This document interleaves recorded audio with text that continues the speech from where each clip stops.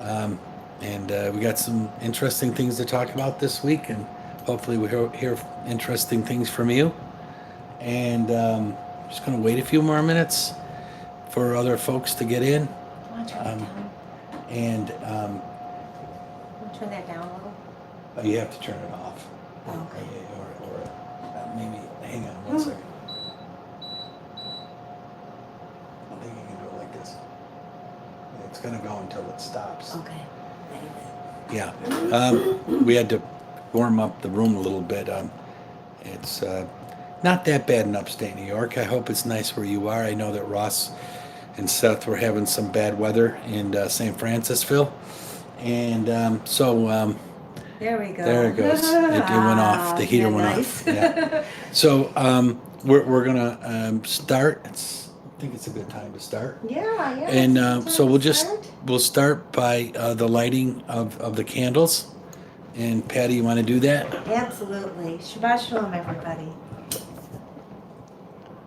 Baruch atah Yehovah Eloheinu melech haolam asher kitshanu b'mitzvotav v'tzivanu ladlik ner shel Shabbat.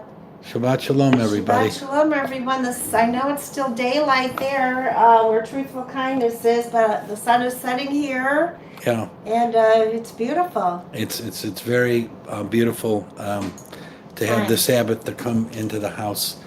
I hope your week was good. It was very stressful for us because of business, and it's not a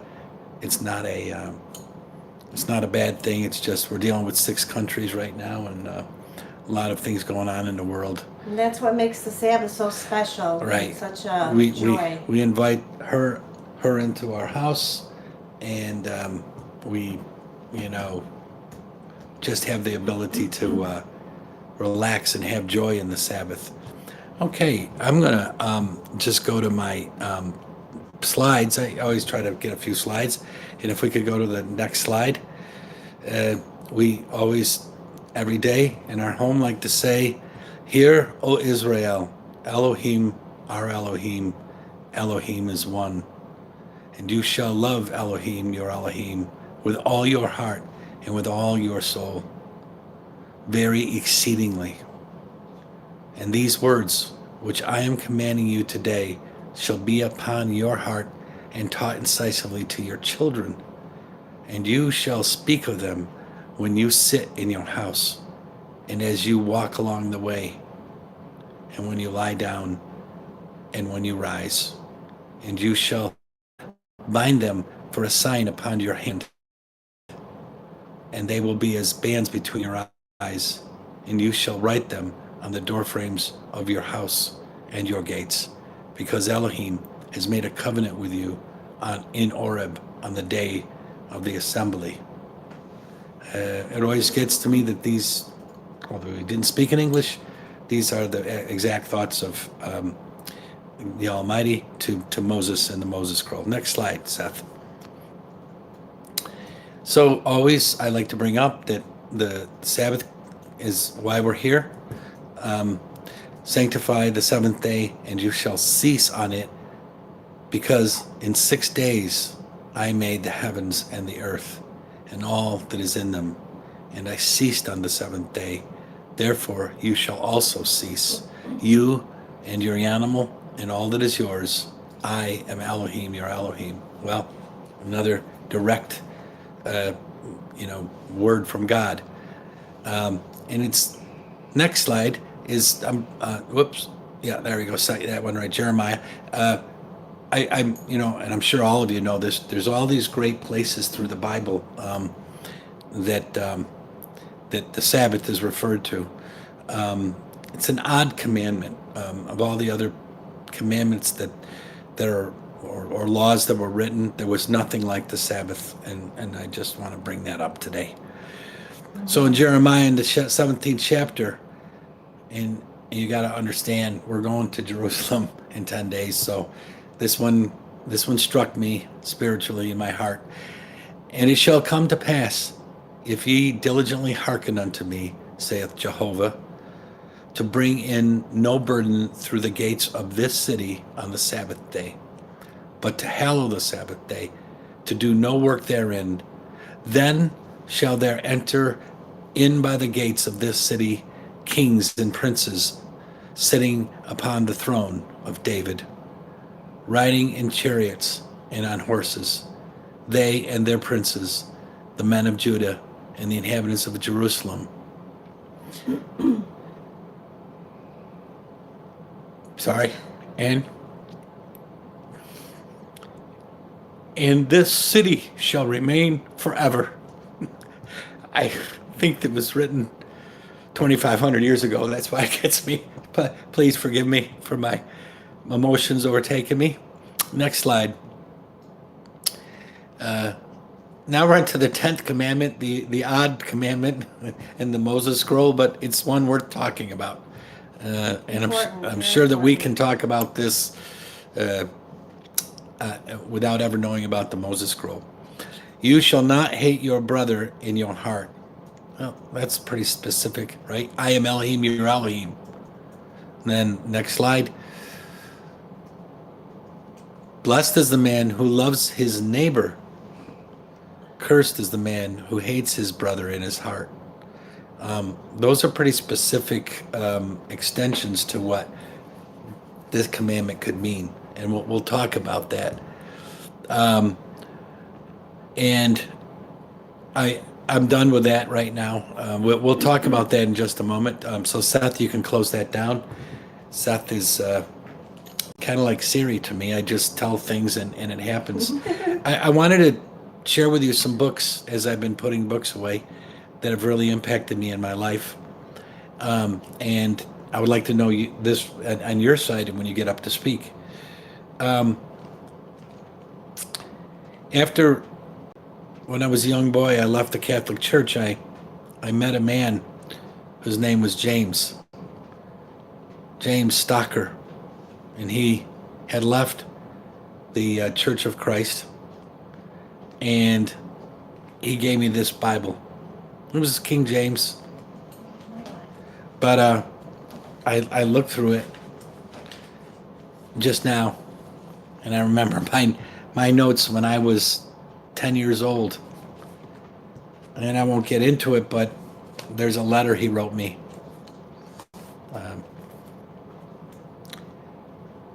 It's just an amazing letter, and this book that I read. I didn't mark in books because in the school system I was brought up in, you didn't mark in books, but I would mark in it today. So that's one. And when I started really trying to understand what the Bible was saying, I got the Hebrew grammar, and the first one was wine green, and it's not used as much as Gesenius, but Gesenius is very important for me because when I went to the library and I discovered that this uppercase Lord meant some divine name. The librarian, who was Jewish, his name was Abraham, I kid you not, and he said, I'm going to get you this grammar and you need to go into this room, and it was 5 o'clock. And at 9 o'clock, it seemed like 3 minutes had gone by. At 9 o'clock, he knocked on the door and said, it's time to leave. The library shutting down. And these are important things for me. Another one that Patty and I studied, and this is going to really wrap around you guys if you understand the Moses Scroll. Biblical Hebrew, volumes 1 and 2, by Menahem Mansour from University of Wisconsin. Well, guess I bought these a long time ago. Guess what he said? He said he thinks the Moses Scroll should be reviewed because of the Dead Sea Scrolls.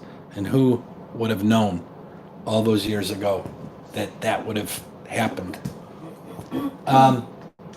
I have a new Biblical Hebrew that Ross recommended, so just let you know. And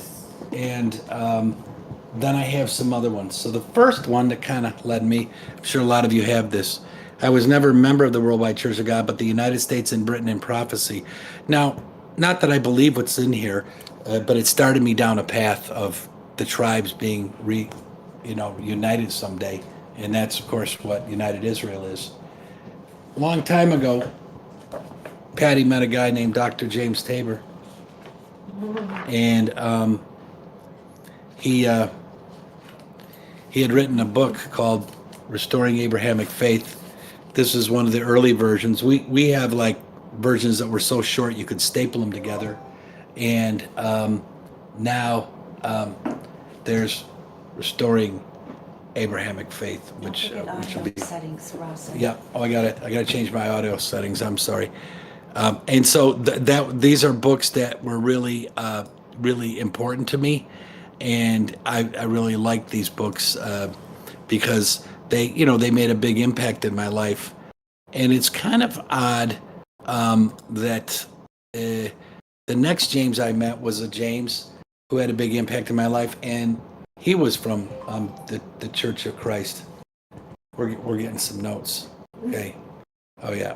So Thanks, Ross. that is some really important things for me to share with you.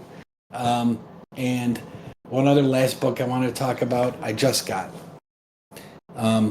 This is from David Horowitz, Israel Defense Forces, Zahal, from 1963. And there's this beautiful letter from Ralph Bunton. He just sent this to me in April. Wanted to pass this along to you. This book is one of the items that David Horowitz gave me over the last decade of his life. And I'm so glad that I got this book, because I am going to bring it with me to Israel, because it talks about the story of the IDF in those days. And I can bring that out. Speaking of Ralph Bunton and David Horowitz, Ralph wanted us to talk a little bit about the boxes that we've retrieved recently. Yeah, so as I think we've spoken before, so for those people that don't know, David Horowitz started United Israel World Union, and this big 81st annual conference we just had is one that's really unbelievably still going. It's still going because people like Dr. Tabor and Ralph and Becky Bunton and Timothy Thompson and Betty and Ross people kept it rolling, because it would have died, and now it's taken on its own life. But we were called by the United Nations library, and they said, "Hey, we got these 22 boxes in New York City. Would you like to come and get them?" And I said, "Of course." So I took some of there was big Palestinian protests going on there, and so I hope. Let me see if there's any problems. Okay, we're good. So I took some people that are good with guns with me, and we got a big Chevy Suburban, and we drove straight into the middle of New York City.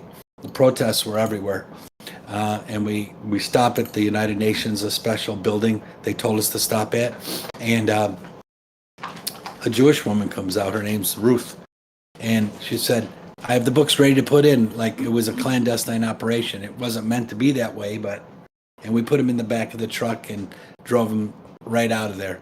And I was prepared to run over any Palestinian protesters that were going to try to stop us. No, I'm kidding. So we got them home, and Patty's created a form where well,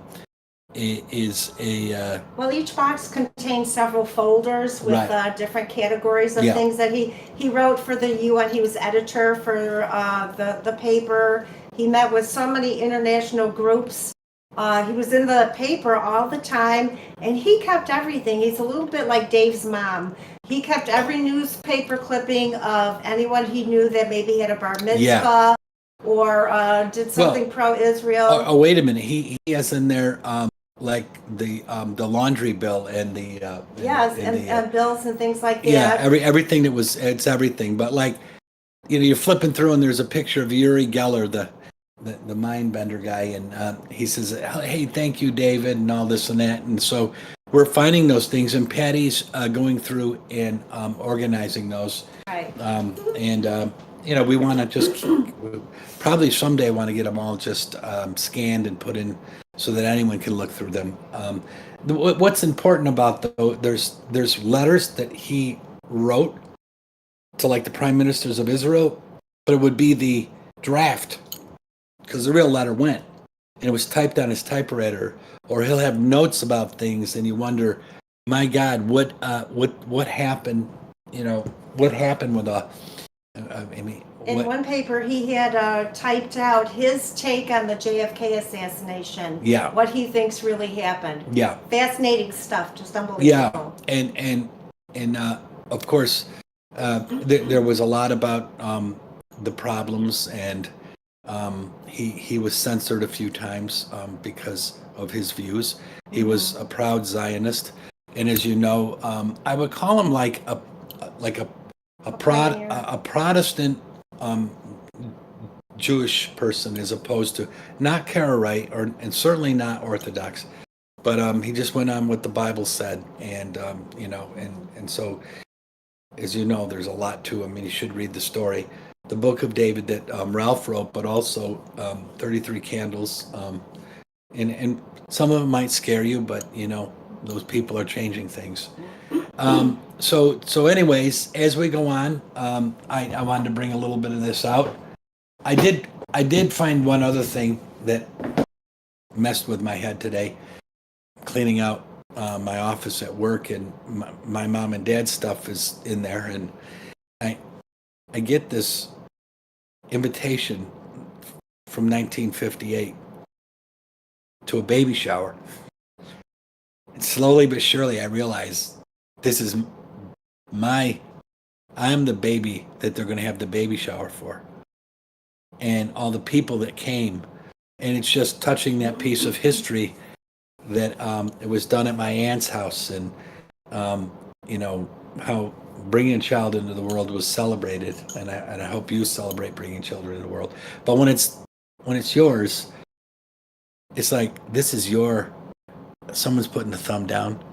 When it's your shower, that you haven't been born yet, and you were wanted and anticipated. Yeah. And that's Yeah. a beautiful feeling. And then I found out things I won't talk about, but I found out their whole honeymoon thing, and it was just amazing about how my mother planned the honeymoon out. My dad wouldn't. He'd get in the car and just go.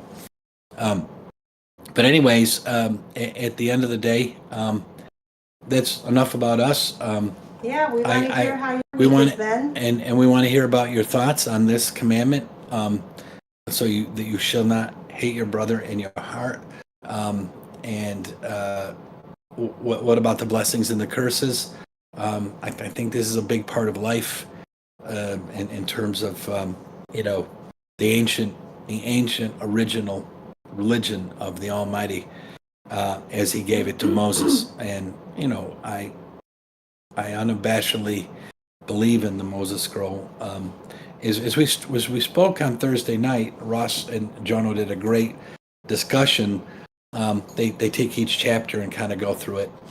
I think they described it so well there wasn't many questions we could ask afterwards. But one issue I brought up is how does the Moses scroll fit into the established canon of the Hebrew Bible, and it certainly in ways fixes problems, but also creates some other problems about the name of God, and about some of the other priestly rules. So that's an issue that we have to figure out, and maybe we'll never know. The other thing I said, and they kind of laughed, is that if you read the Bible literally, it doesn't work. There's issues where it looks like there's been inserted chapters and stuff. And I said it's kind of like you're carrying a whole bunch of papers. They're not numbered, and you drop them, and then you put them back together the best you can. And so we have to look at it horizontally. And once you do that, it starts making more sense. But there are some issues that are anachronisms, and the priestly stuff I don't get that out of the Ten Commandments, by the way. It's always something I fully believe in and would never change. And I'm certainly not about to change my diet, or anything like that. But it makes you wonder. Going back to the second commandment in the Moses Scroll, the Sabbath. Well, certainly that's something that is discussed throughout the Tanakh and is extremely important, and is the odd commandment. If you look at all the commandments, shouldn't kill or shouldn't murder, you shouldn't bear false witness, you shouldn't commit adultery. These are all understandable commandments. But the Sabbath commandment, they should love God above all things, and you shouldn't misuse His name. Oh, that makes sense to me. And honor your father and mother, of course. But the Sabbath one is something that's spoken about alone, like in Isaiah and Jeremiah, picked out specifically is this Sabbath commandment. And I find it a joy, and I know a lot of you do too. I look forward to the Sabbath, not because I'm lazy. It's because I know I can let the world go away and let the Spirit of God come in. And I love the fact that it's a feminine verb, or it's feminine word, because I think that it's very nurturing and very motherly. And so Ronnie says, so you can recharge. And I tell you, as I've spoken before, when I worked 7 days a week before, it just was, there was no reference point, and now there is. And actually God even has 7-year reference points and 50-year reference points for us. So that part of it, I want to say I truly love and I truly care about. And I know you people do too. It is one of the most beautiful things. I think in the faith of the Hebrew Bible, the biggest thing for me is that there's just one God. There's not a Trinity. There isn't all this other stuff. There's one God. And the Shema tells us that that's it. That should be your focus, to be a servant of the Most High. That's the end of the game right there. And then the commandments give us guidance for life. And the Sabbath commandment is one that is very close to my heart. I never wanted to murder somebody. Well, not too many times. And or I don't want to bear false witness. And I mean, unless Patty asks if she looks good in a dress. Does this dress make me fat? Does that dress make you look fat? Well, no, of course it doesn't, honey. I don't think he's meaning that. Bearing false witness means, yes, I saw that man over it, committing that crime or whatever else it is. So I feel that all that stuff is, very great to give us. It gives us a lot of freedom, though. I mean, we still have a lot of freedom. One of the things I always talk about when I give a talk about my faith to people who don't know what it is, I say this: if you want an airplane to fly, you must obey the laws of physics. You want your car to run, it obeys the laws of physics. Anything you do, for you to take a breath, it's your body's obeying the laws of physics. So why should we not obey the laws of God? They give life.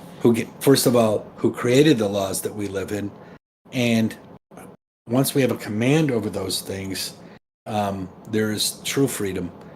So when you get in an airplane or in a car, or you decide to walk somewhere, you have freedom because the laws of physics and of the world are being obeyed. And same with our own religious view. I read a lot of these books you see behind me, and it's given me freedom to think the way I think. And so I think that's extremely important. Okay, Clody wants to speak. All right, Clody. Yeah. Hi, Clody. I see you got your... Howdy. Hi. Hi, Clody. Shabbat shalom. Shalom. Shabbat shalom. I tried to say something through the message. Oh, I However, see. in the chat. However, yeah, I'm gonna say it. It's I think that it's the Leviticus thing that we were discussing last Yeah, Saturday yeah, with Ross. I think that that really blew my mind because that was some kind of a therapy in relationships. oh, good. Uh, yeah, because it makes you ponder in practical ways uh, with with which we can really love each other, love the neighbor or the brother, and don't hate the brother. Mm, Why I'm saying this? Because right in the middle of it, it says rebuke and correct your mm-hmm, brother. mm-hmm. And I think that the open hearts and being direct with each other is a salvation.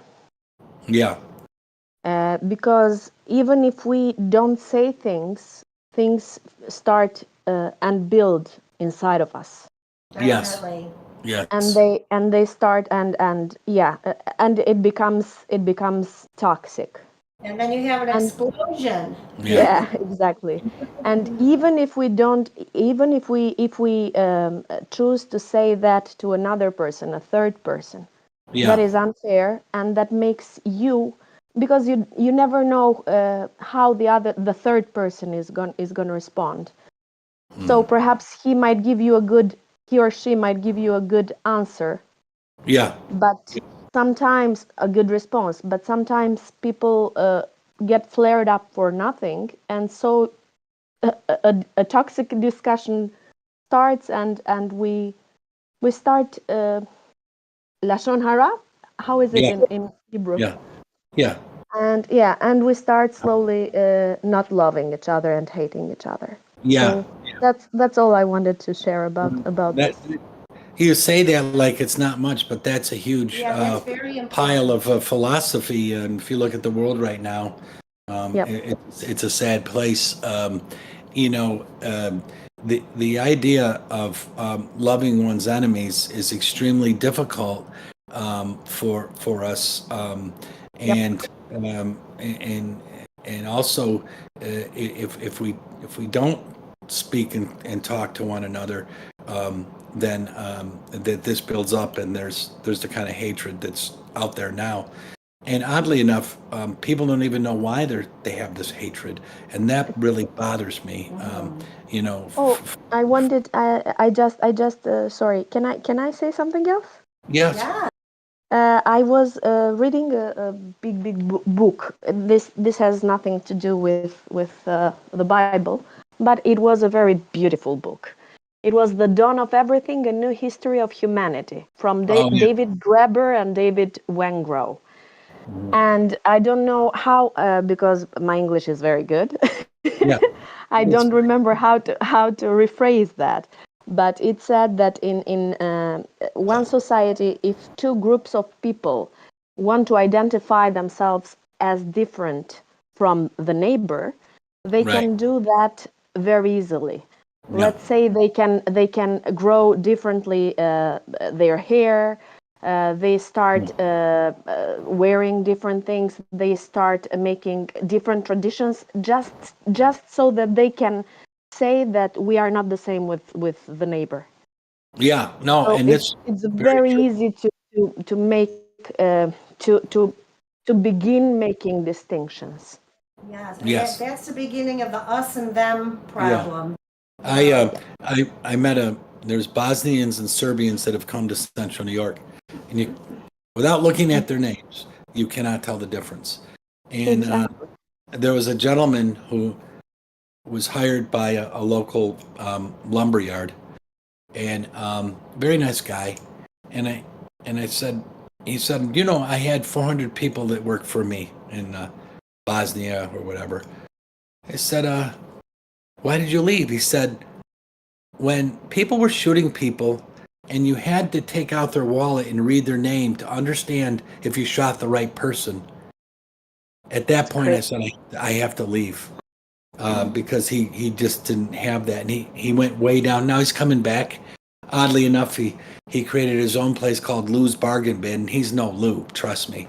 But the fact is that he started over because he did not want to be shot or have to shoot somebody and wonder if he shot a fellow Bosnian or a Serb or whatever it was. And you're very right. This is really very difficult, and when that kind of mass, separatism comes out, it's not the same. Anyways, it's always. Can I also say something else about this group? This is the last one. The last No, one. no. Well, I'm gonna start calling you Betty. There's Betty. Hey, Betty. Oh, hi, Betty. Oh, she's here. Beautiful. So, Yeah, I wouldn't say I'm gonna say just the last thing. I really love how our mighty God has gathered in United Israel World Union people that are so different one from another. It's Yes. like we are so different. I was talking this with Karen, and we were like, every one of us is an altogether other character. Yeah. Yes. And we are distinctive, but we don't want to celebrate the distinctions, but Yehovah. That's all. Yeah. Yes. Absolutely, Clody. And the thing is, the 10 draws together the one God and the 10 rules, and then the support of. James Tabor said this at one time. I just want to say it really quick. Okay. He's said a lot of different ways, but the first time it really made me think, he said, there are three things that are brought up over and over in the Hebrew Bible: that there's one God, Jehovah, that there's a way called the Torah, and that there's a specific land and people called Israel that he chooses to do this in. And that to me is in a nutshell what the Hebrew Bible is about. God keeps coming back and saying, if you follow my ways, I will be your God, and you'll be my people, and I will protect you. And you're, other things, you're supposed to be priests to all nations, and all these other great things. But anyways, I think it's a simple faith. You don't have to get all crazy. You don't have to. Unfortunately, orthodoxies and man-made religions, parts of the religion, can ruin the simple faith that God intended us to live. They made it a burden. They made it a burden, too grievous to be born. All right, someone else wants to get up there. Before that, thank you so much, Clody. Yeah, Clody. I just want to say thank you for having me, and Shabbat Shalom. Thank you. We love you, Clody. And Shabbat Shalom to Barry. He has something to say here, but he's not on Discord, and so I'd like to read it. Barry says, the Sabbath is linked to the Exodus from Egypt and the end of slavery. Slavery involves 7 days working a week, continuous work. An end to this continuity turns a slave into a free human being. Well, that's a powerful statement. That's wonderful, Barry. Yeah. Thank you so much. Okay. I do believe that God created the world in 6 periods. But I think there's in two accounts. One says because he brought you out of the land of Egypt. And another one does say he rested on the seventh day. But it's two reflections, and both of them are beautiful. Yeah. I don't know. I tried to get Betty. Is she coming? Yeah. That's our sister from another mother, Betty. Betty. Given. How you doing, Betty? You got your mute on. I can see on your mic still. And then we're going to get Eric up after this. Okay. There you go, Betty. Shabbat Shalom. Hey, Shabbat Shalom. And you made a funny, Dave, when you called Clody Betty. So hey, I mean it in the most in sisterly love. I mean it only that way, as if I was kidding my own sister, which I know. I know James is your real brother, but we're your brothers too, Betty. Of course. But I want to start calling Clody Betty. Yeah. KB will call her she has, for sure. She had one more thing, and I always do. Well, and you know what? But Clody has brilliant insight into this book, and as you do. And just so people are reminded, there's oh my goodness, again. the beautiful. No, but it's always. Mm, I'm reading through it, and when the month changes, I go and I'm looking at things again, and it's a beautiful thing, Betty, to have well, written. And as James said, we all should be writing, and this is another proof of someone who wasn't a professional author and all this and that, and wrote a great book. I don't know if James was here when we talked about this book, the Restoring the Abrahamic Faith, and then this, and oh a new one's yes. coming out. And also, I want to Mm, just say quickly, Ralph, I talked about this great book you sent me. I see you're here now, and it's going to Israel with me. I spoke of why this is an important book that David Horowitz was given in 1963, and I treasure it your along with your letter, Ralph. So I see you're on now. I wanted you to know that. So what are you going to that's say, Betty? wonderful. Miss Betty? What were you going to Well, say? what was I going to say? I was going to say that I read something on Facebook yesterday that Okay, really hit me, and it comes home to me, and I think it will to you guys too.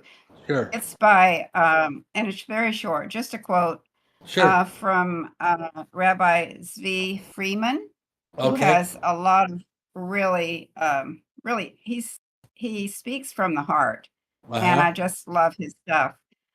Um, it says you don't learn having faith, you learn by questioning, by Hmm. challenging, by Yes. re-examining Yep. everything you ever believed. Yes. And yet, all this is a matter of faith, the Yeah. faith that there is a truth to be found. It Hmm. is another paradox. To truly question, you must truly have faith. Uh-huh. Isn't that Oh, amazing? it, I it just, it's beautiful. It reminds me of the two ladies, and I don't want to get their names wrong, that came to the United Israel Conference this year, and their T-shirt just said "Question everything." So that's Was that Lynn? oh, yeah, it's Marlene and Frankie. And Frankie, Frankie yeah. bought me a shirt too, and I wore it at the end. But yeah, oh it's question everything. yeah, no, Yeah, I great. think that's true because we've been sold a bill of goods and some lies, and how long it took for our minds to open up. And as I was, something that struck me when I first joined United Israel World Union, and that is that David ends his typed what was that, Bulletin, no, the typed the mission statement. like a mission statement or whatever it was. I'm sure James or Ross know. Mm. And he ends saying, "You must, the Roman Greco influence on Christianity and Judaism is something that you have to take that out of your interpretation of the Bible, and even the fact that you would consider God like a man is so Greco-Roman. It's bizarre, Yes, that God is a spirit right. and a power that moves the universe. I guess if God wanted to, he could make a hologram of a man, but God's no man. He's no woman. He's beyond all of that. And it's this beautiful Right. power. It's called the Creed of United Israel. Sorry about that, Thank you. But Okay, anyways, great. Betty, I'm sure you'll be back. We're here, and now we're going to get up Eric. Thank Um, you, Betty. Okay, and because I do have one more thing, but I'll wait. I'll let oh, Eric talk. no, go ahead. Eric can wait. He's waited years and No, years to even start about religion. yeah. Well, I just wanted to say opportunity to, I know the old-fashioned word is witness, and I don't want to use that term, but I had the opportunity to talk to two people about my faith and my walk this week. It just Mm. happened. I didn't plan it or anything. I just met somebody on my walk with my little Braca, Mhm. and that had just moved in, and I found out he majored in business and also in theology. And Oh, so we just started talking, and he was saying, that his group celebrates the Passover and the festivals. And I said, "Oh," I said, "I just wrote a book about all of that." So he said, "What is it?" And I told him the next time I saw him, he said, I ordered your book. It's coming in a couple of days. So Awesome. Awesome. I just thought that was really, really interesting. And then another person is just a new friend of mine, and I ended up helping her move. She's kind of handicapped, and I ended up helping her, and she was just asking me questions and, like, well, what do you do with Jesus? What do you do with this? And I just told her what James had told me years ago, is that to go in my closet. I said, go in your closet and kneel down and pray to the God of Abraham, Isaac, and Jacob. Mhm. That's what you need to do, Yeah, because, God is not a man. He's above everything. absolutely. And Jesus, I said, he was my first rabbi. I Yeah, love and respect him. of course. He brought me to where I was. And when Right. he was asked what the greatest commandment was, he Mhm. said, love the Lord your God. Love. And I Yeah. said, the Lord is Yod He Vav He. And I explained it's not the Lord like Jesus, Well, that upper and So, lowercase Lord is how I got buffooned all my life. And like I told yeah, you, when I got the Hebrew grammar, and Abraham, the Jewish librarian, said, you need to go in this room, and he locked the door. I, yeah, it was a revelation over 6,800 times. And I know. what It is a what did you not just a mind changer. why were you hiding this from us? And Yeah, in the conceptual thing of God as a Greek god, you got to get away from Zeus. I yeah, mean, and it's yeah. And I just flat told her, I said, I don't believe in the virgin birth. I no, don't holy I cow, don't believe. She said, so you don't do Christmas? I said, no, no, I do the festivals that Jesus did. right, And so she wanted to know what they were. And it was just really interesting. yeah, So I'm and speaking afraid I of, might have made her, ah, you know what, maybe I'm really giving her too much Another info, point, but another point you I could got mention, excited. yeah, it's good, But another thing you could say, Betty, was who was the God that Jesus prayed to? yeah, He was the I God of did. Abraham, Isaac, and Jacob. And what was his Bible? I, His Bible was the Torah. yeah, right. that's right. I did. I told her that, and she was kind of floored. Well, Anyway, you're I'm going to pulling the follow rug. up with her. You're pulling the rug out from under her feet, like it Yeah. happened to all of us. I'm just saying, I know. and remember another thing that Jesus said: pray that when the end comes, that it's not on the Sabbath. Why would he say that? I'm sorry. Another Right. another Right. Sabbath Yeah. reference. Yeah, there's so many things. But Anyway, You well, did good, yeah, you she Betty. did. even knew. She said, well, Jesus was a Jew. And I said, yeah, he was. Oh, really? Oh, really? What did they put above his head in Latin? I'm sorry. Right. Um, Right. but No, another. I know. Yeah, I'm sorry. I think he's the most misunderstood Jew in the world. Um, it just Absolutely. So, he spoke so but clearly. That's why your thank brother Jim you. has to get that book out. That Restoring the Abrahamic Faith book. Yeah. This book needs to come Yeah, out. It needs to come back out because it was very clear when we read the papers. I'm like, man, this guy believes like we do. Or he I knew more know. about religion Yeah. than we did because Mhm. he taught it and he got a PhD in Right. the history and all that. But we were on the same track way back yonder. And a lot of people, if you remember, it started in the 80s, but in the 90s, this Hebrew Bible movement became bigger than Roots. the roots. And Mm, I met Ross through a BBS service, and he wasn't very nice, and neither was I, because we both knew everything back then. oh, yeah. Well, we Anyways, all thought we did. Right. I'm I'm humbled Right. now. But, And I'm gonna and I I'm do gonna have I have to tell you one more thing. I was only going to okay. tell you one, but see, this But is of a course, very and you're short one. betting. You're playing the betting game, the betting cards. I know, I know. Well, what it is that, I took all of your suggestions that you guys gave me last week about the friend that I'm corresponding with, Oh yeah, and I wrote to him, and he just said, thank you for taking the time to reply, and I'm going to look into these things. great. So I Hey, I mean, I just said, Jeremiah says if you seek um Hashem, Jehovah, with all your heart, you'll find him. Yeah. And that's what you're doing. So Yeah. anyway. You can't get a better answer than that, Betty. That's No, awesome. and it depends on how bad they want it. You know, Right. we've dealt with a lot of Right. alcoholics and drug addicts, and we can't help them. They've got to want to help themselves. They have to come to a point where say, "Hey, I want to get better." And religion, people It's just similar. shove that aside, but it eats at them. And It depends on how bad they want it. yeah, I remember we were over and I know Eric's been waiting, but we were over and Dr. Tabor was with us, and we were at the we were going to drink the Kool-Aid there at Tamar. Yeah. And Seriously, they poured little things up. yeah. Yeah. So I thought it was going to It be was like funny, though. Jonestown, but it wasn't. But anyways, I want to say there was a man that was sitting next to me. Oh. He was a Christian. And he got up and James really said, "Look, give us 2 or 3 sentences." And of course, one of our friends got up and started reading the book of Isaiah, and he said, "Give me the mic." And we're like, no, 3 sentences why you are here today. That's all James asked.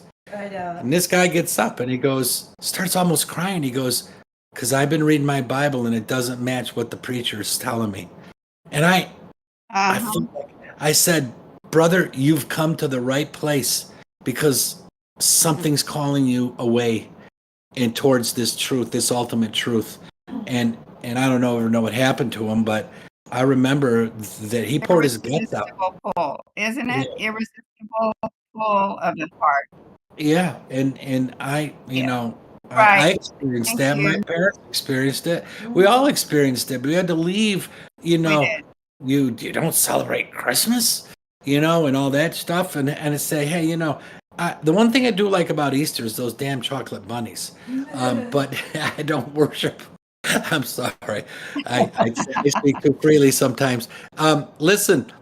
Betty, if you want to come back later, that's great. Right now, we're going to get Eric, John. I'm going to let other people talk. No, Anyway, Betty. I love No, we all love of you, you. Betty, and your insights and your path has been similar to all of us. Yes, thank you, Betty. And we love you, Yes. Betty.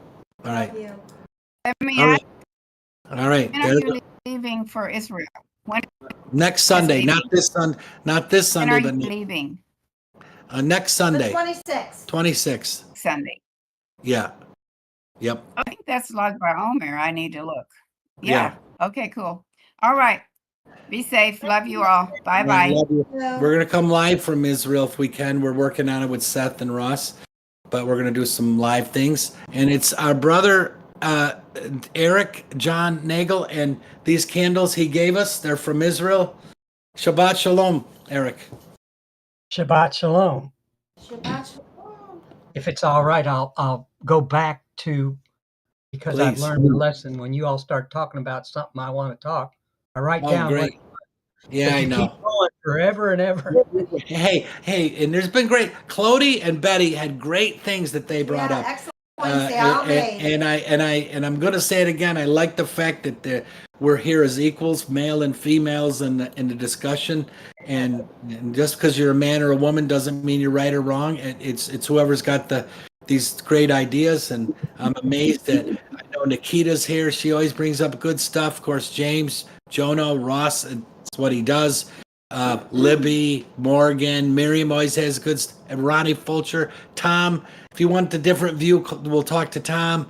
We got Clody, all these great people that know this book and have their own views, and you know, they're all beautiful. So what were you going to talk about there, Eric? Well, it struck me when you were talking about the 10 words matters, Yeah. whatever, Yeah. and how different it is for the one on Shabbat. Yeah. And I thought, well, and it just came to me when you were talking about that our Father created all of us. He created the animals and everything else. They have a set of rules that are basically built in. Right. You know, they have their ways they operate, cats, apes, whatever. You know, they have a certain world that they live in, and it's 7 days a week. Right. They don't have to think about things. It's built in. Yes. We are built a little bit different. And so he had to give us some rules. Yes. Number one, to see if we were going to listen to them or not. Right. But Shabbat is the big gift. Yeah. Mm. The others are rules. Right. Shabbat is not a rule. Shabbat Right. is a gift that we Yes. get to take a Right. day off Right. every 7 days, Hmm. where the animals have no choice. They have to keep going every day. Yeah. Well, our animals don't. They sleep all day long every day. I'm kidding. That's built in, just like my cat, The like I have cat sleeps more than I don't understand why they even live. They're up for 2 hours and that's it. it's to teach us stuff. Yeah. Yes, yes. Yeah. It's like Yes. my 16 or 17-year-old putty cat today Uh-huh. decided, and I may have missed it a couple days, or maybe she's been doing it longer than that. But Mhm. all of a sudden, I gave her her food, which is on demand. She's the only one in the house. Mhm. And she looked up at me and meowed again. And I knew in an instant she needed fresh food mixed in with the old food so she'd eat, because she wouldn't eat until I did that. Mhm. After 16 years, you got to learn something from them. Yes. Aw. Yes. Anyway, Yes. that was where I was at. Oh, well, hey, and contemplating the Sabbath is always something that I think that, just my opinion, certain people take the Sabbath so rigorously that it's a burden, Yeah. and it's really, really sad. I see Dr. Tabor says he's going to be going. James, nice to see you here tonight. Shabbat shalom, Jay. Yeah. Nice to see you. Yeah, and then Ronnie says, "Remember, it's so small. Remember, believing is not knowing. Knowing is based upon the acceptance of facts." Well, that's That's a a true statement. that's a really big statement. And then Miriam saying, "Hey, please go alive from Israel," and we're going to do our best to do that. And the other issue is, yeah. The animals are obedient. When that lion kills its prey, it's doing exactly as it was designed to do. And they're obligate carnivores, and people don't get that. Patty can't watch the big cat shows on TV, but I love them. No way. After our son died, we sponsored a cheetah in Africa. And wolves. And wolves. So I like the predators, but again, it says the lion will eat straw. Well, not with the current biology they have. But They're not. someday I'm looking forward to it. Yeah. Yes. And that's a beautiful thing.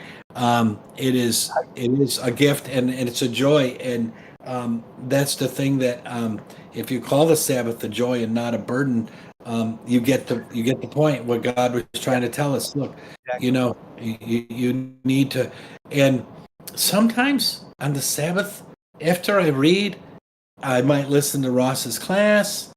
I usually do every time I can. And maybe even after, and I'm sure even after the discussions on Zoom, I just want to sit there and just look at the yard and not do anything and not worry about anything. And at That's other rest. times, yeah, That is rest. that's Shabbat. And the mind rest, Eric, as long as you're bringing this up, when I grew up, I did a lot of physical work. I worked in a factory, worked on a farm. I chopped wood for a summer. It's a great workout. You get a great body, and you can eat a lot if you chop wood all day. But that's years ago. But then you relax and you leave that job there, and it's gone. Now that we have a business and we're working in 6 or 7, 8, say 8 countries, and we have 100 people working for us, it never goes away. It's always there. And when I come back here and see my books, and I go down some bizarre curve, and find oh yeah, the Hebrew ancient the ancient Hebrew alphabet, language and alphabet, or I look through the Hebrew verb tables.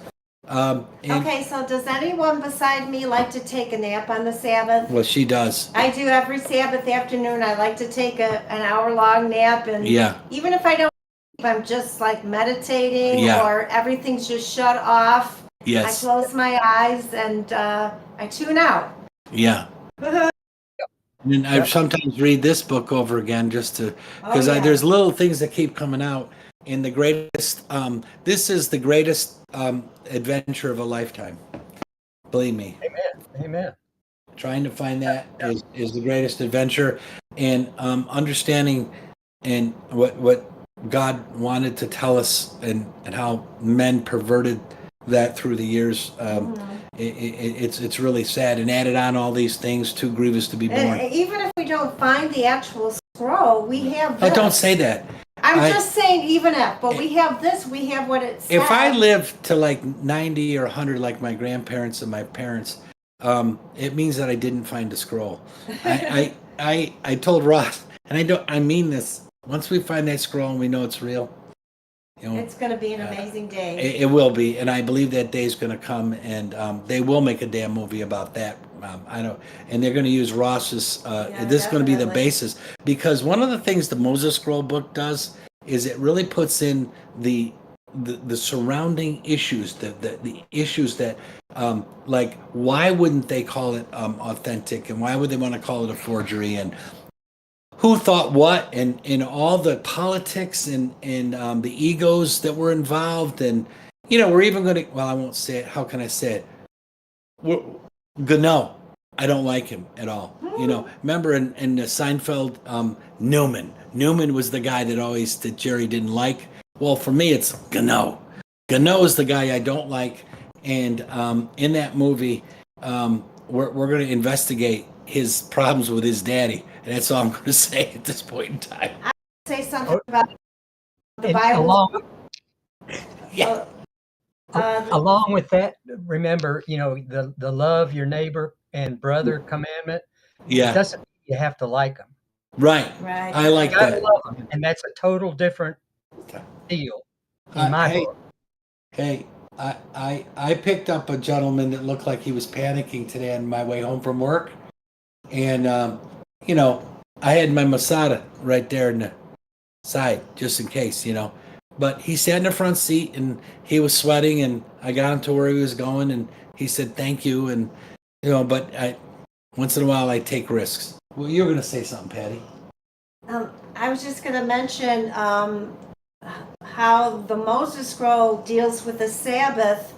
I really like the fact that it's really the only holy day mentioned, and it seems like all of these other days that everyone argues over, oh, is it this day, that day, blah, blah, blah, yours is pagan, mine's holy. Yeah. Maybe those days are left up to us to decide. And the one sure day that's a holy day is the Sabbath. I don't want to rain on your parade, but there are people that believe the Sabbath. I know. Yeah, the lunar But who else has all these vacations built into their year? Yeah. Come on. I thought it was the best celebration of all when I found out, you got to take a week off here, you got to take 2 days off here, you get one day off a week, and it's all paid. It's Yeah. all paid. Come on. Yeah. By the way, My point- Ross is going to be talking about this tomorrow, so tune in Okay. tomorrow. Well, my point was really the one sure day is the Sabbath day, and Yeah. maybe these other days are just left up to us. Like, your day is different than mine, your holy days, but it doesn't mean that they're bad. No. And just maybe it's left up to us to do right by what we're doing. Certainly. And there's people that they read the Bible and they know what day is what, and you can't tell them differently, and that's good. But even in our current Masoretic text, before the holy days come, the Sabbath is brought up. That's the number one, right? These are my holy days, and he's decreed. Well, the first one he decrees is Shabbat, and so, and it's the first thing He blessed and made holy. he blessed and made holy was way back in the beginning, and like I said, I think the fact that to love one another is another big issue. We got Nikita wants to come up to speak. Eric, we're gonna let Nikita come Thanks, up. Eric. Amen. Shabbat shalom. And I'm sure Nikita will have a lot to say. Hey, Nikita. Shabbat shalom to the congregation of the Most High. Can you hear me okay? Oh, Yes, loud we and can clear. hear you. Shabbat shalom, Nikita. Wonderful, wonderful. I'll be quick. No, But no. the commandment to do not hate your brother in your heart. Yeah. Hatred breeds idolatry Uh, because your hatred for your person, that whoever wronged you for whatever reason, will cause you to overlook the sovereignty of the Most High. yeah. Something happened to you, and for whatever reason that happened to you, everything that I put it this way, I just make it personal. Everything that happens to me, if it's initiated by animal, vegetable, or mineral, is immaterial. It's to me, it's the fact that the Most High is trying to teach me something. He's Yes. trying to get my attention. So if you're spending your time focusing on the person and whatever motivations they may have, you're not looking for what the Most High is trying to get you to learn. Absolutely. That's a good point. Okay, That's so a friend of mine was getting a divorce, and it was a very contentious divorce. I'm And sorry. she was full of vitriol. She was just completely beside herself with hatred for this person, for her spouse. And I asked her, I said, how much time have you spent with the Most High about this? Well, I don't want to come into his presence with all this hatred in my heart. I say, see, you're allowing this person, this your soon-to-be ex-spouse, to rob you of the love of the Most High by being in his presence. Yeah. So Amen. you're idolizing the ex-spouse as opposed to imitating the Most High. I said, I want to leave you with this. I was telling her that I want to leave you with this. Okay. The best thing you can do for yourself and him, the ex-spouse, is to release him to the Most High. Because number one, you want revenge. Okay? Yeah. You can, if you do something to him, the going to have to chastise you. Yeah. Okay? Vengeance is mine, saith the Most High. Yeah. Amen. The Most High will take care of your ex-spouse better than you could ever dream of. I don't Okay, mean and to I'm not saying that for you to use the Most High as a tool of vengeance, No. but it's just like any other law, like gravity. When you jump, gravity kicks into gear and pulls you down. It's automatic. So every time your spouse does something to you, it's an automatic repentance that he has to pay the righteousness of the Most High, because the Most High's righteousness has been offended. Amen. Okay, so don't you do anything. You leave well enough alone. I don't care where the chips fall. You will be fine. Yes. Let the Most High fight your battles in all things. That's not good on the field of weaponry. He's your protector. He's your guardian. Amen. And you belong to him. So the Most High is not going to whip him twice. If you get your ex-spouse back, then he's not going to do anything to him because he doesn't have to. Right. You've acted as your own agent. But if you've given yourself to the Most High and said, look, I'm yours, then he will take care of you. You may not ever see it. I mean, you just know and trust in faith and believe that the Most High is going to take care of whatever needs to happen with that man to get him to learn the lesson that you don't mess with the Most High's people. You don't do that. Yeah. Okay, I'm done. I'm finished. I like what you said in the beginning, Nikita. What am I supposed to learn from this? Right. Yes. And sometimes, even like with Job and his friends, the pure lesson is, now I'm going to say this and I may lose my friends over it, but there's a lady that I was close friends with, and she had a terminal illness. Wow. And she was she took it quite well. I mean, you wouldn't know it unless she told you, because she was so happy. I was talking, and she asked me, she said, why do you think the Most High chose me for this? I said, because you can handle it. You can handle it with the love and love him still, and still show other people that you didn't get this sickness because you're sinful.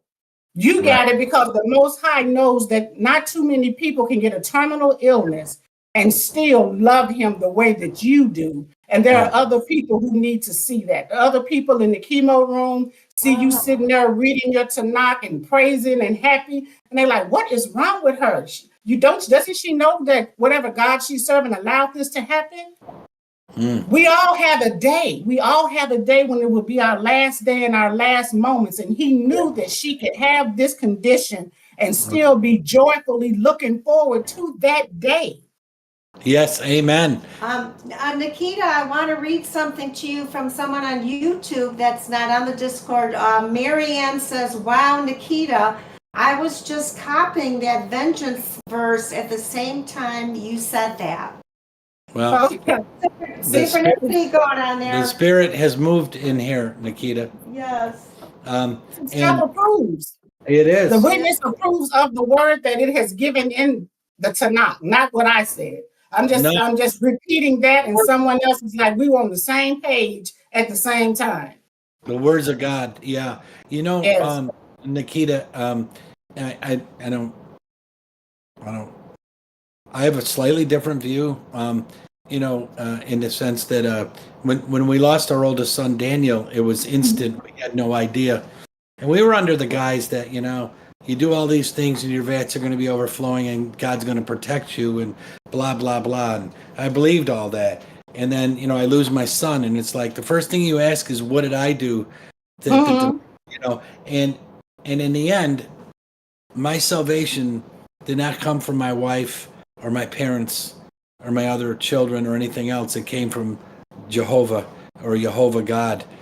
He's the one who got into my brain, and I realized that he said you would not be given any situation that you couldn't overcome. And, you know, I overcame that grief, and I experience joy now because I believe in the promises of the Most High. And I've been in places in my brain that I wouldn't have been had my son not died. And it gave me a new aspect, a new view on life, these horrible things. And I'm certain if you were told you're terminally ill, you're going to have some new parts of your brains you've never been in before. Definitely. And it's all from the creation of the Most High. And so I just wanted to say, you know, I bounced back because of Jehovah. I didn't say, okay, well, I believe in God and this is going to hurt me. It hurt me greatly, and I wanted to commit suicide. I'm just being honest with you, you know. And then I thought, that's not what he wants. What is he trying to tell me? You know? And I tell you what he told me. Simple. He didn't speak, but the thoughts that came to me was, I still am. I am still. I am that I am. I'm still the one that created this. Absolutely. I'm still the Most High. One of the best verses that I can think of during that time, James Tabor pointed it out to me, is something that Jesus said, that he quoted the Tanakh, I am the God of Abraham, Isaac, and Jacob. I am the God of the living, not the God of the dead. Right. And to me, that was just so profound. Right. Well, the dead don't praise Jah. Right. Solomon, the dead don't praise Jah. You know, but at the end, our Savior is the Yud He Vav He, the Most High, and that's, you know, what I'm trying to serve and learn from. And so, at the end of the day, it is a beautiful, beautiful thing that we know Him, and to get closer to Him with this, and to have people like y'all here tonight. You know, it's not like, you know, we're in a synagogue together or whatever, but we It's are. almost like the same room. It's a virtual synagogue. It's a virtual synagogue. So I mentioned that my daughter was premature, and, you know, I love the Most High. I love Him with all my heart. Everything that the doctors told me about her was completely false. Everything. Yeah. And so I was at home having a little pity party because it was the only moment I had to myself, and she was still in the hospital. Oh man. And the Most High was like, and when you said that, you know, the thought came to my brain. That's how He speaks to us. Yeah. I mean, like He told Miriam and Aaron, I speak to him like someone face to face, but he's a spirit, so we can't see His face. He sees ours, and he Yes. gives us those thoughts. But Yeah. what was going on was, I'm like, Lord, because it wasn't determined. It was still iffy if she would make it at all. Of course, yes. And the Most High was like, why are you still at home? Because I was like a little paralyzed with a little depression, with a little pity, a lot, let me be honest, it was a lot. And he was like, you don't know how much time she has.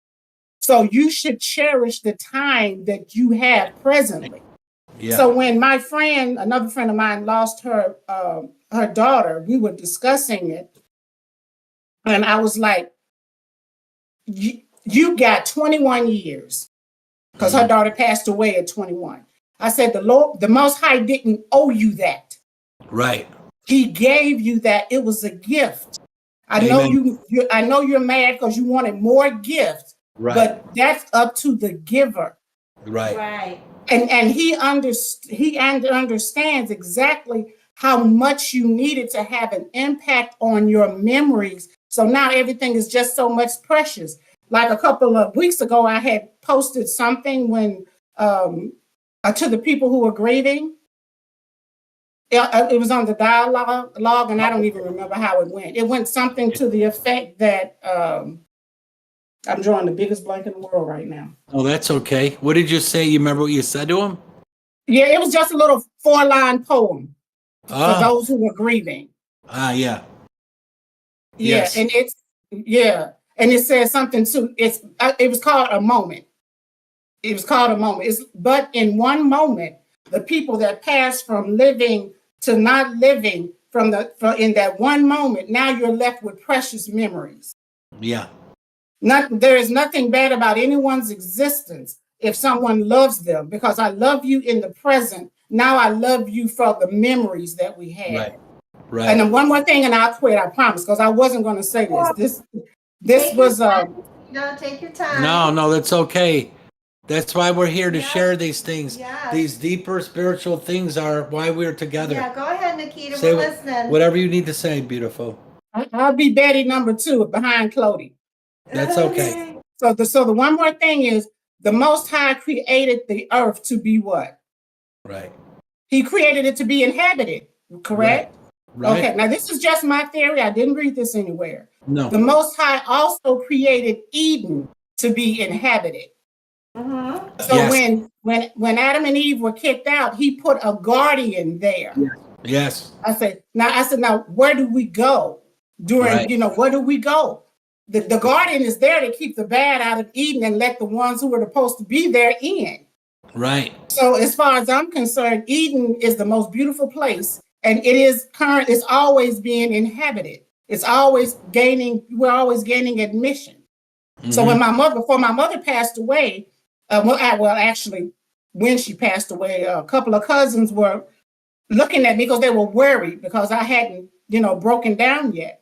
Yeah. And I said, if my mother told me she was going to the most beautiful place in the world, and we use Hawaii for an example, I would not mourn her being there. Right. So as far as I'm concerned, my mother is in Eden. I don't mourn her being there. I like, save a seat beside yourself for when I get there. I'll be there. Save a seat for me. Because it didn't disappear when Adam and Eve got kicked out. So he's going to populate it with something, some spirit. I don't know. I don't know what the Most High's plans are.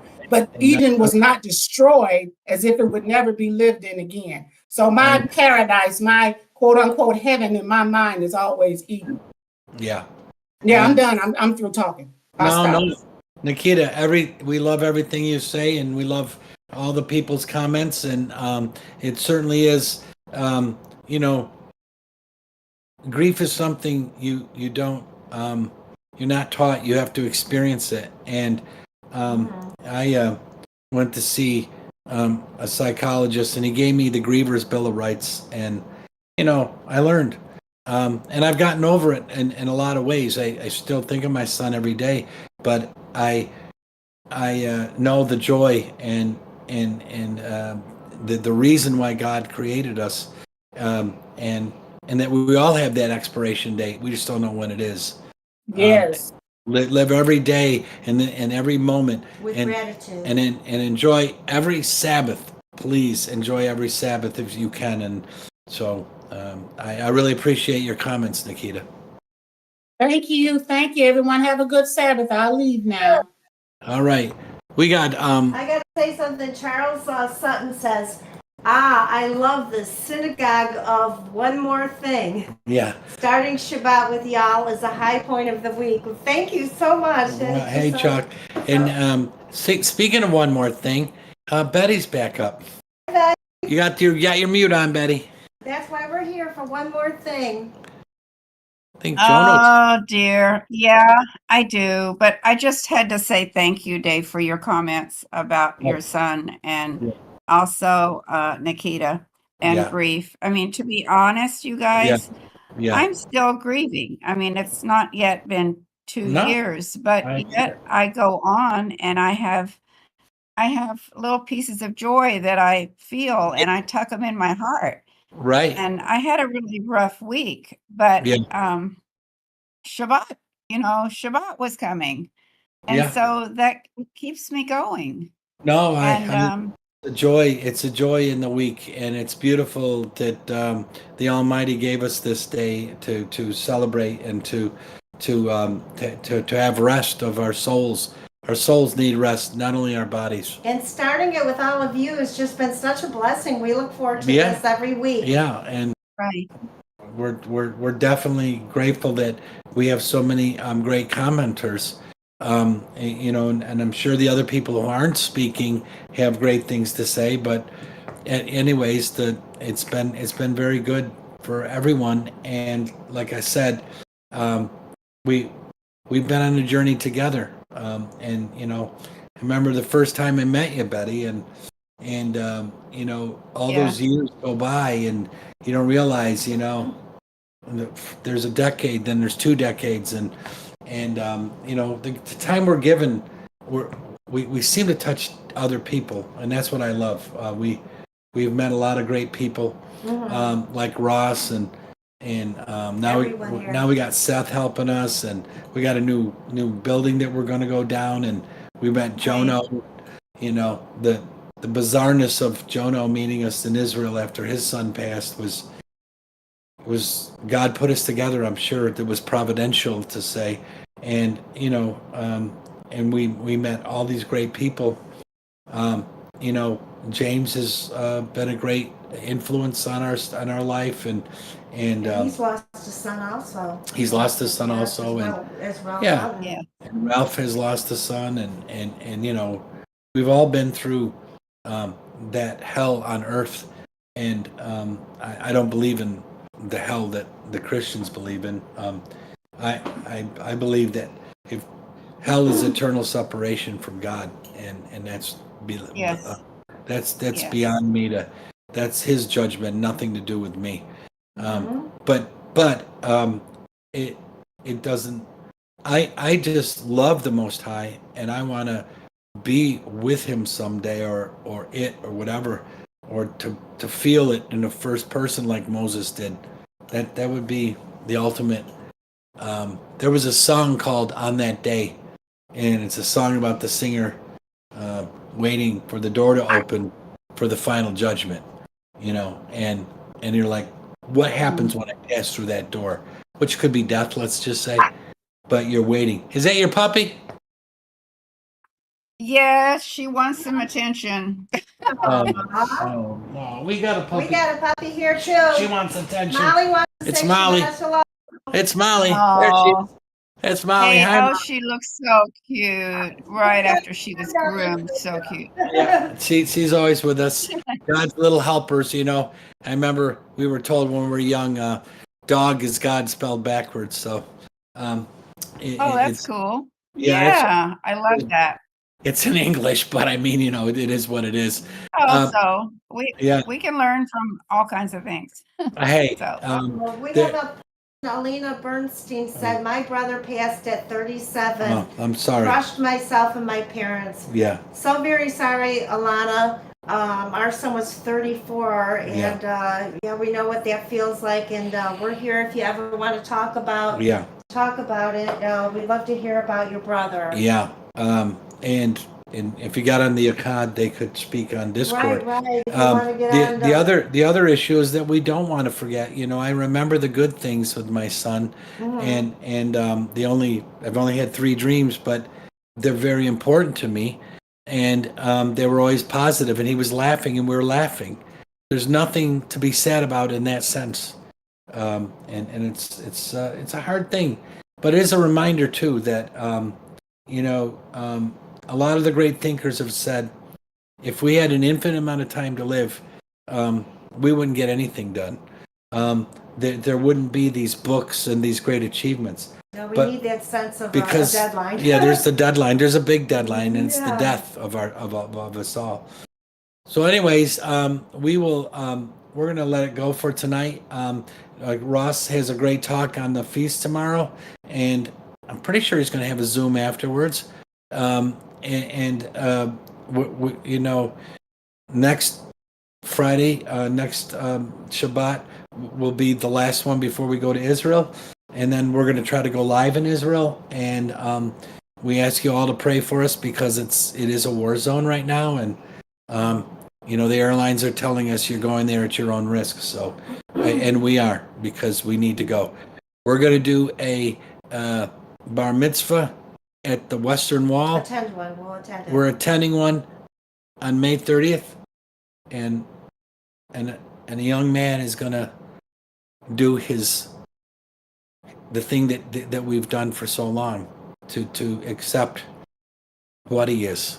And I'm really excited because even in the middle of war, people must get married and have bar mitzvahs and bat mitzvahs and everything. So I just want to say, you know, I believe that the Most High will be with us, and there's reasons why we're going. Some of them I can't speak of, but I think there's a reason, and I will always stand for the nation of Israel. It is a light among the nations, and yes, there's problems with it, but look at any country. There's problems with that, every country, and the Hamas. Some of the cities here. Yeah, the Hamas, evil Hamas mob that's taken over the Palestinian people. I don't think they're doing good at all in the world, and so it's an evil that we're dealing with. And anyways, I can't wait to hear Ross tomorrow, and I want to say thank you to Seth and to all of you for coming. And Thank you, everybody. we're gonna say Shabbat Shalom, Thank and you.